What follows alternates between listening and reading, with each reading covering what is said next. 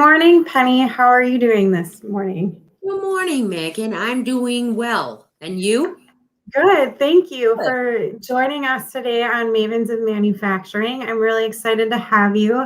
As I mentioned before, we were supposed to meet a few months ago when I did a live panel discussion for the women of today's manufacturing, but you had something come up and couldn't make the Exactly. panel discussion. So I'm really excited to have you today. Can you start off by saying what company you own in Rockford, Illinois, and some of the things that your company provides services for? Absolutely. First of all, I'd like to thank you for this opportunity. And I own a company by the name of Uniwest Enterprises here in Rockford. We're off of 11th Street, not too far from the airport. And basically what our company does is myself and my business partner, there's just two of us, we supply industrial machine tool support to the manufacturing sector.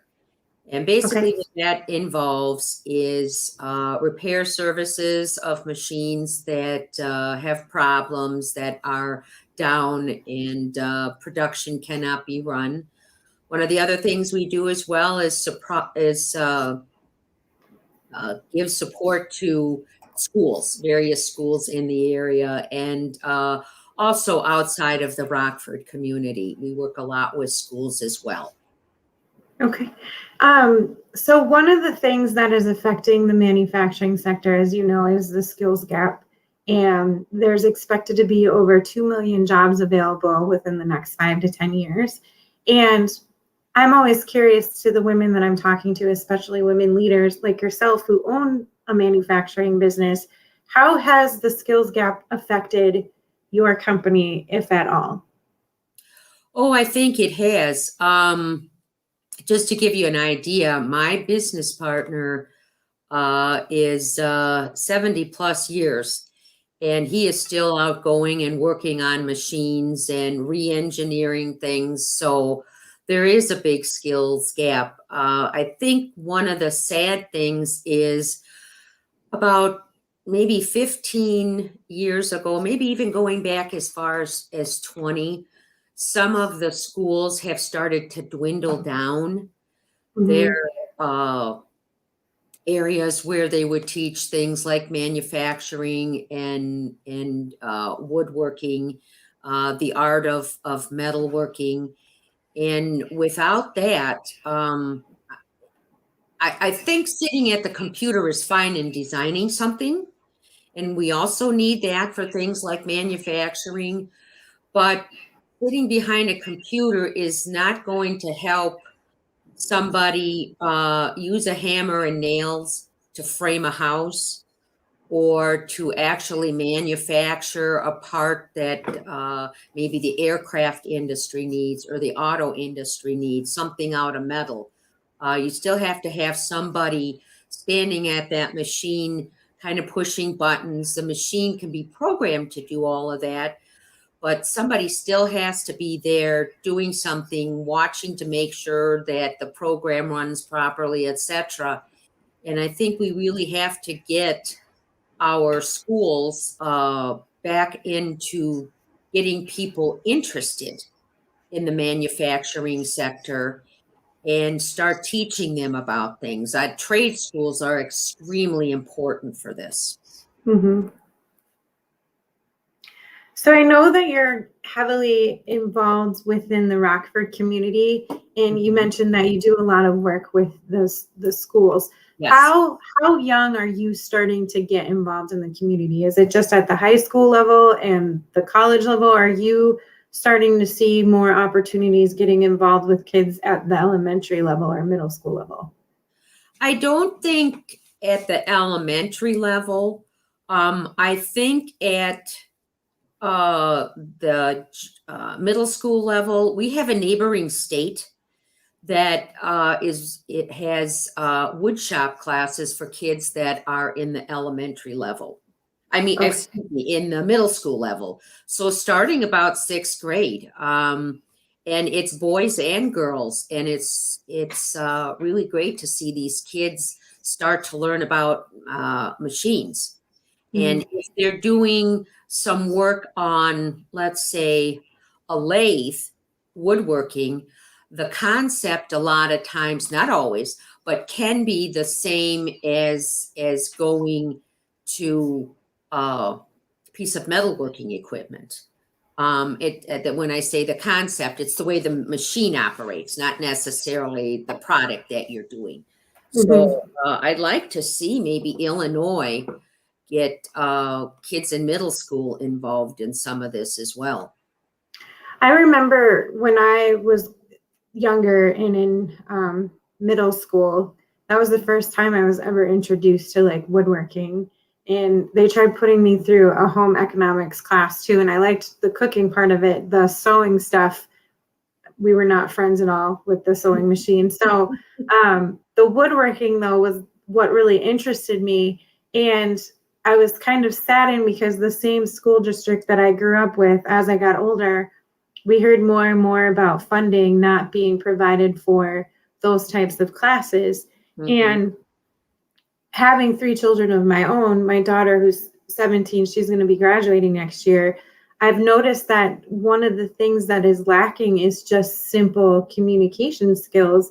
And I kind of feel like being on their phones all the time is part of that problem, but also not having the opportunity to get those classes where they have to do like basic communication skills and talking to other people.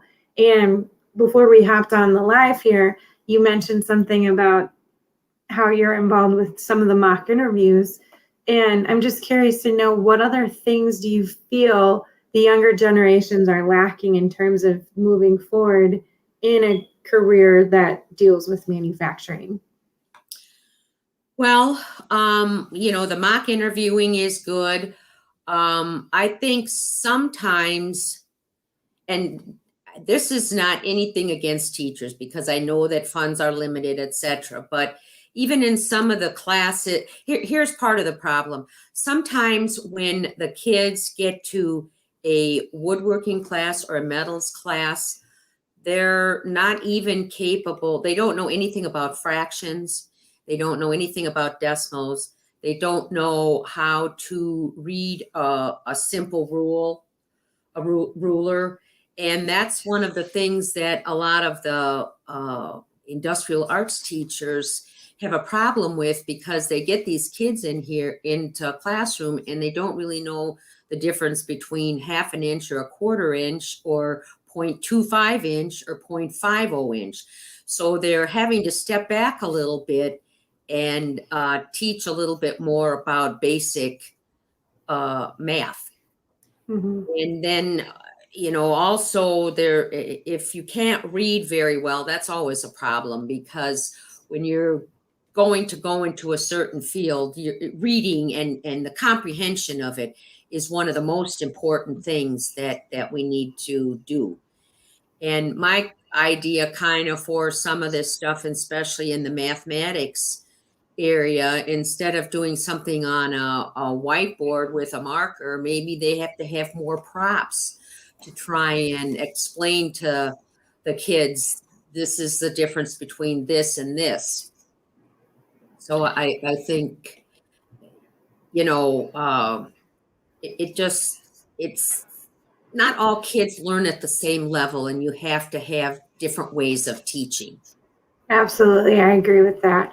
One of the things too with the manufacturing sector is a lot of the projects that people are involved with are hands-on projects. And the way that our sector has been successful in the past is people going to different companies and, as you mentioned before, having that one-on-one face-to-face communication. So we're all feeling, the negative effects of this pandemic that has occurred.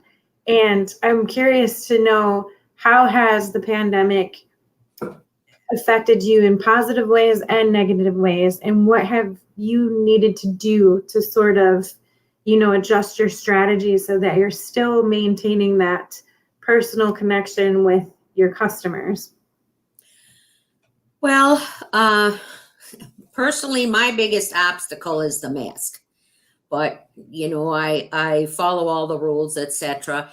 It is sometimes very hard when you're out in the field, having met a customer for the first time, and you can't extend that hand with a handshake, to get that warm welcome from somebody. It's more like, I'll stand over here, you stand over there. The pandemic has slowed things down for a little bit in schools, and Mhm. that's understandable. Not so much really in the manufacturing, because manufacturing is considered an essential Mhm. business. But you just go out and they pretty much show you the machine, and you do what you have to do. But that actually is kind of the way it works with or without the pandemic. So I think the Mhm. only thing that the pandemic has crippled us with is more in the school areas, because some of the schools are only going maybe 3 days to school, 2 days at home, or I don't think we have anybody in the Rockford area that is not having school right now, um, outside of the Rockford perimeter. So it's just something that we're going to have to try and overcome. And I don't really think that sometimes getting parts for machines, it's been a little Mhm. bit slower because of the manufacturing. So sometimes it takes a little bit longer to get a machine repaired if we need specific parts. Gotcha. Is there anything in particular that the groups that you're involved with to help, educate students more on opportunities in manufacturing?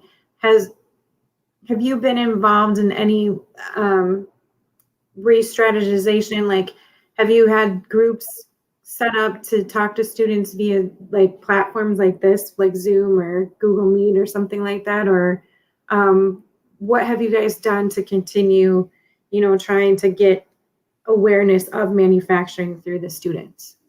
Well, I know that Cianci does a lot of that, and I have participated in some conversations where there have been maybe 3 or 4 of us, and sat with people from Cianci, and done something in as far as a video, and then that is shown to the students to try to help prepare them, or if there's a tiny little spark in something that they may be interested in, to kind of ignite that spark a little bit, and give them some guidance and information as to maybe what the salary could be for this something Mhm. in manufacturing, or what a job would entail, even as far down as what the benefits would be, or even if there's traveling, anything like that. So I've participated in that as well. And this opportunity right here, one of my goals is to focus on women and younger women to get them more involved in manufacturing. And I use myself as an example because when I was younger, we didn't have the opportunities like robotic programs or CAD design programs involved in high school. And I know that there's some schools that offer those opportunities to students. And I feel like if the schools within my community and other communities could add more things like that. I know there's like a Rockford program for little girls to learn coding. And it's done by a college professor, I believe. And, he offers free coding classes to young girls in the Rockford area. And I think that's a fantastic opportunity. Um, so I'm just wondering, as a woman in manufacturing, what why do you feel it's important? So I'm inviting women leaders here to this podcast to talk about their experiences and their journey in manufacturing in hopes that it's going to inspire younger women and maybe little girls too to join the sector.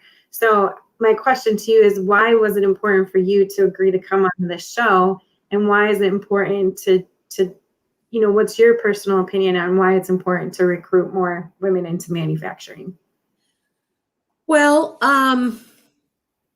contrary what a lot of people believe, women are level-headed, and I think, well, just take the fact that somebody that's a mom like you are, and you're raising three children, and you're juggling your profession and taking care of things at the house. I mean, you got laundry, you have groceries.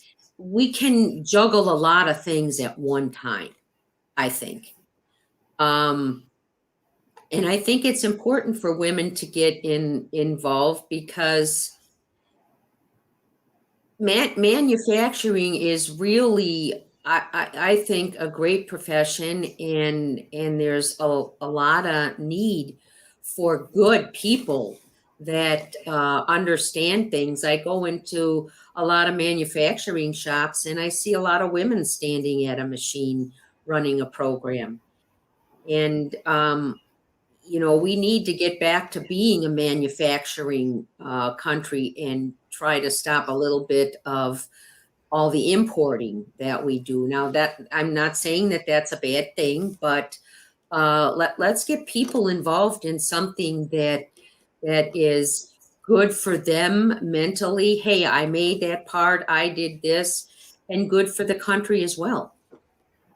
I think a great example to bring up right now is the landing that happened on Mars last night. I was watching their live feed and I couldn't stop thinking about all of the components involved in making the robot, making the rocket that launched the robot up there. They also have a helicopter involved with this mission. It's like a small drone helicopter, and they're doing test flights.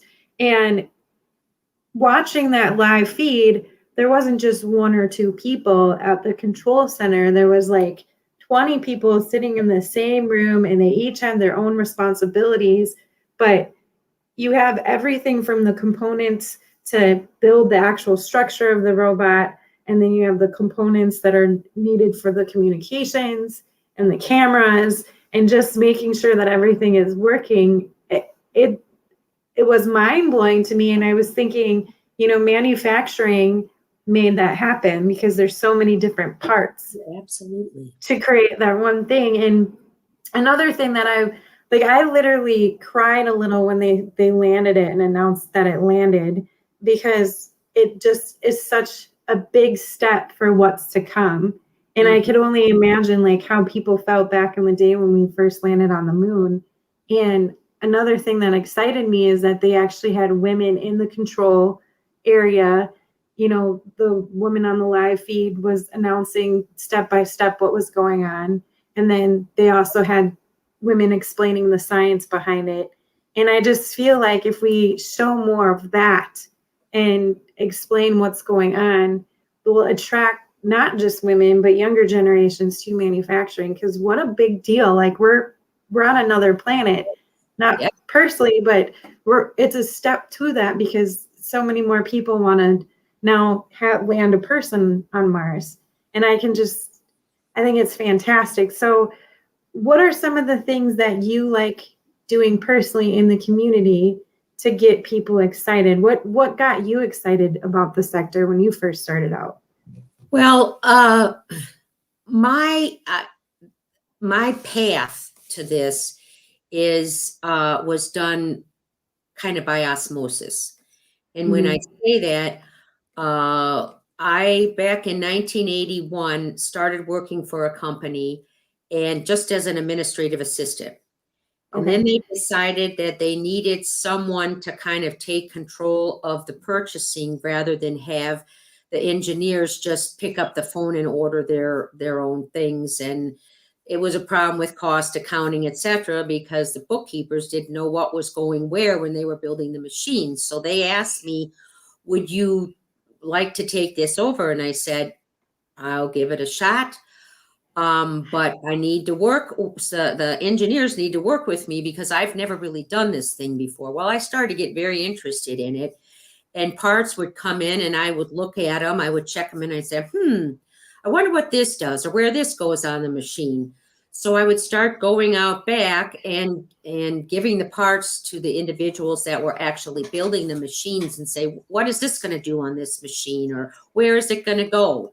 Or how does it work? So as I just continued to get more and more involved in things, I was doing a lot of buying for a lot of machines that were manufactured. And then I started to get involved in, well, what happens if this part breaks down? And I got to be pretty good at somebody calling and saying, this isn't working. And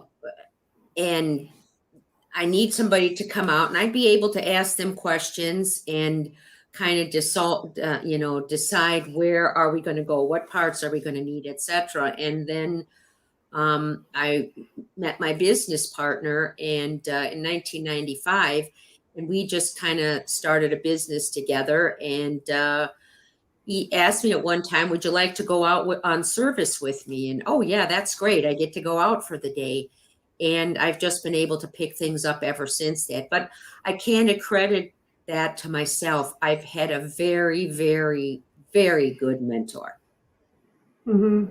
And I think that some of the younger kids, even when we go to schools and they'll see us do something, they'll come over and say, how are you going to fix this? Or what are you going to do? So we try to get them involved in that as well.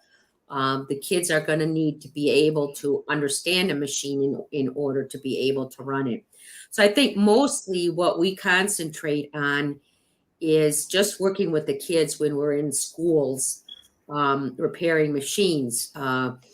One of the kids one time a long time ago was soldering something and was having a real problem doing it. And Jerry, that's my business partner, he just couldn't stand it anymore because this poor kid was having a difficult time with it. And you can't blame it on the teacher, because if you have a class of 20 plus kids, he doesn't have 40 eyes.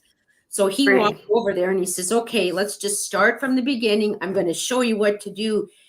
And that student's eyes just lit up. And I think he really appreciated the help in it. So mostly what we do is when we're out in schools is just work with the kids.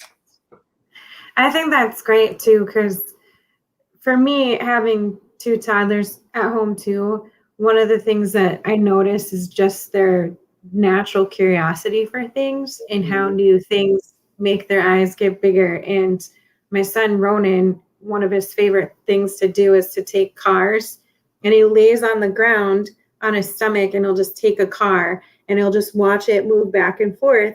And at first I was kind of like, what is he doing? But he's watching the wheels turn and he likes how they spin. So he tries to figure out, okay, what's making this move? And he'll be 2 in March, but that's how young their curiosity starts spinning. And I just feel like if we provide more opportunities, especially at the younger ages, we get kids when they're really excited about how things work.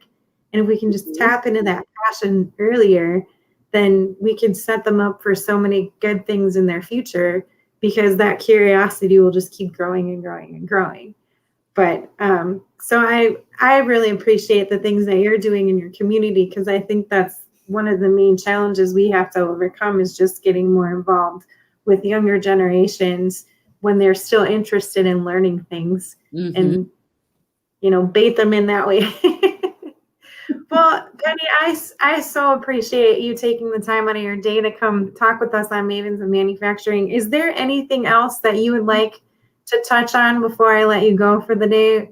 Yeah, yes, there is one thing, and which I really want to touch on is Mavens have really been in the manufacturing sector since World War II.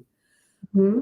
All of our guys went, to do what they had to do to keep the world a safer place. Women were in the manufacturing. They were the ones that were building everything. And do you know that Jerry had an opportunity about 2 years ago to meet a woman that would put the TNT in the bombs.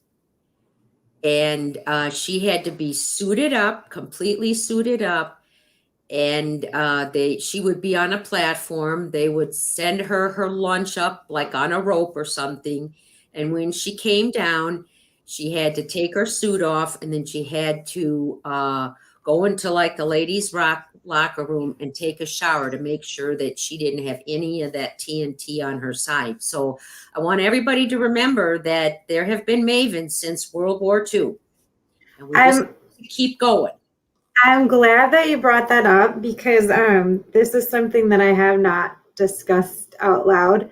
But my logo, I didn't know if you noticed, it's a pair of the old aviation glasses. Mm-hmm. And the reason why I did that is because we were at a high percentage back in the 40s during the world wars. I think we represented like 45, almost 50% of the manufacturing workforce because of the wars. And most of the women were involved in the aviation industry, building the planes and doing what that lady did with the bombs and stuff. And so I wanted to pay tribute to the history of women in manufacturing. And that's why I selected the aviator goggles for the logo of Mavens of Manufacturing. So I'm so happy that you brought that up, because I was looking for an opportunity to share that tidbit of information, and I'm glad that you brought it up. And if she's still around, I would love to talk to her. So if there's any way that she's still around and you guys can connect me with her, I think that would just be an amazing story to share, because I think they set the bar for us. They opened up a huge door of opportunity for us. And I know a lot of women back in the day were, once their husband came back and the men came back, they had to go back to being housewives and moms and thought that was it. I mean, there was a few that stayed in and really followed their dreams in manufacturing. But yeah, I think that's such a great story. And if I can get her on here, that would be amazing to share her story. I will see if he's still in contact with her, and then I'll let you know. Great. Well, thanks so much, Penny. I really appreciate you taking the time, and I look forward to speaking with you again. I'm going to continue doing what I can to make Mavens, more accessible to people that want to come on and share their stories. But I really hope that I can do my part in sharing everyone's story in the manufacturing sector and get younger generations attracted, because I think it's a great industry. I might be a little biased because it's one of my favorite things to do every day, but I really appreciate your time. Well, you're doing a superb job, and thank you for doing something like this, because it is very important. Great. Well, thanks everyone that joined in on our conversation today. This was another episode of Mavens of Manufacturing, and I will see you again next week on Friday. Have a great day, everyone. Bye-bye. This has been another episode of Mavens of Manufacturing. Subscribe for more and make sure to tune in next time.